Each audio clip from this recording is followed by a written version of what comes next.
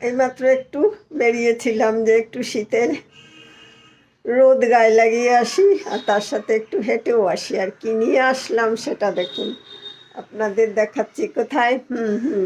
চলে এসছি নবদ্বীপের মিষ্টি দই, নবদ্বীপের ঘি। এটা দারুণ ওদের ঘিটা, এই যে নবদ্বীপের ঘি, দারুণ ঘি।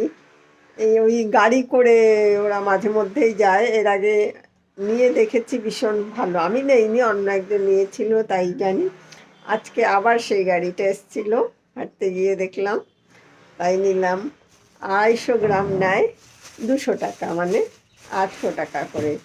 আর নবদ্বীপের লাল দই নাকি অসাধারণ খেতে, আমি খাইনি তাই এটা নিলাম। এটা হচ্ছে 150 গ্রাম, 150 গ্রামের দাম 40 টাকা, কোনো বেশি দাম না। আর এইটাই হচ্ছে একটু ছোলা ভাজা।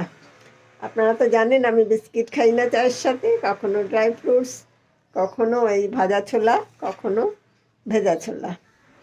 এখন চেঞ্জ করে স্নান করতে যাব, 12টা বেজে গেছে। বসেছিলাম একটু মোবাইল দেখছিলাম।